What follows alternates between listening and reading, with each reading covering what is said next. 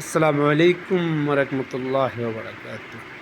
দেশ ও দেশের বাইরে যারা আছেন, আমার এই ভিডিওটা আল্লাহর ঘরের ভিডিওটা দেখবেন।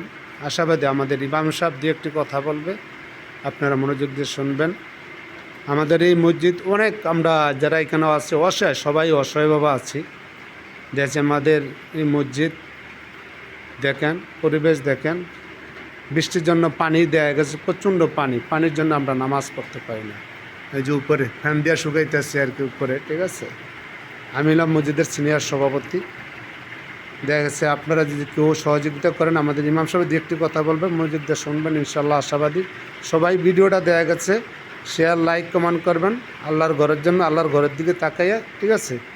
এটি আপনাদের সকলের কাছে, সারা জাতির কাছে, সারা বিশ্বের মুসলমানের কাছে আমার অনুরোধ থাকবে যে আমাদের পরিবেশটা দেখেন মসজিদের। এই যে পানি পড়তেছে, আমরা ছাদ করবো মসজিদের, ঠিক আছে। ছাদ করবে ইনশাল্লাহ। মানে ছাদ করতে গেলে তো টাকা পয়সা দরকার, কিন্তু আমাদের হাতে কোনো ক্যাশ টাকা নাই, ফান্ডে কোনো টাকা নেই। আমরাই কমিটিরা দেওয়া গেছে, যারা আছি 11 সদস্য কমিটিটা, ওনারাই কিন্তু বেতন, ইমাম সাহেব দুজন আছে, দুজনের বেতন কিন্তু আমরাই দিয়ে চালাইতে আছি। এলাকার সবাই কিন্তু অসহায়, গরিব।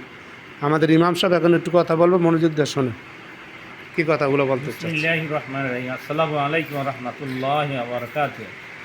সম্মানিত দিনদার মুসলমান ভাইরা, আমাদের একটি মসজিদ দিন বিচ্ছিন্ন অবস্থায় মসজিদের এলাকাবাসী তেমন একটা অর্থশালী না, খুবই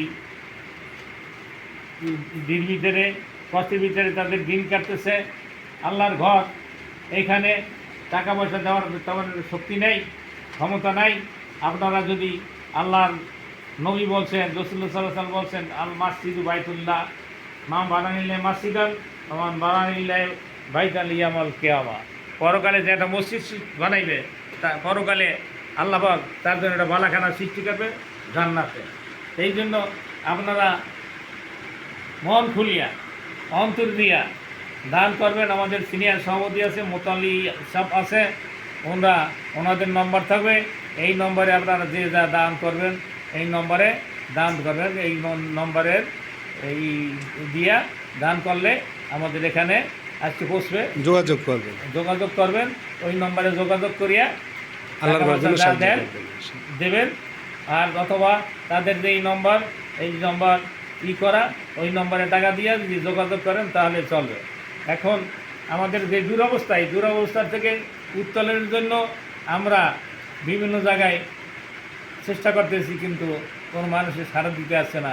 এই বৃষ্টি হইলে নামাজ পড়তে কষ্ট হয়, তারপরে এই ওগলা উঠে রাখা লাগে, তারপরে বিছানা উঠে রাখা লাগে, ঝাড়ু দেওয়া লাগে, বহুত কষ্ট হয়। এই দিনদার ভাইরা যদি আপনারা কেউ থাইকে থাকেন, তাহলে যদি এই মসজিদে সহযোগিতা করেন, তাহলে যে এই মসজিদে সুন্দর হয়ে যায়, তাহলে পরকালে আপনারা এর জন্য একটা দাদা পাইবেন, পরকালে একটা দাদাদের আপনাদের জন্য ব্যবস্থা হবে।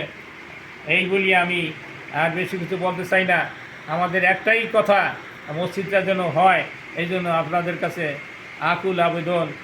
এই সিনিয়র সভাপতি, মসজিদের মোতাল্লি, এদের নম্বরে যোগাযোগ করবেন, করিয়া যে যা দিতে চান দান করবেন। দান কোনোদিন বিফলে যায় না। আর কার জন্য দান করবেন? আল্লাহর ঘরের জন্য। আল্লাহর ঘরে ইব্রাহিম আলাইহিস সালাম যে পাথর ছিঁড়েই দিয়েছেন, যেইখানে পড়ছেন ওইখানে একটা মসজিদ হবে। আল্লাহর হুকুম অনুযায়ী একটা মসজিদ হয়েছে। এই মসজিদ সংস্কারের জন্য, মসজিদের কাজকর্ম করার জন্য, এই যে চতুর্দিকে ওয়াল দেওয়া আছে, বিল্ডিং করার ইচ্ছা ছিল, কিন্তু টাকা পয়সা নাই, করাও সম্ভব না। এলাকার কেউ কোনো টাকা পয়সা দিতে পারতেছে না, মসজিদ খুব দুরবস্থায়। সকলের সহযোগিতা কামনা করছি আমি। আসসালামু আলাইকুম ওয়া রাহমাতুল্লাহি ওয়া বারাকাতুহু।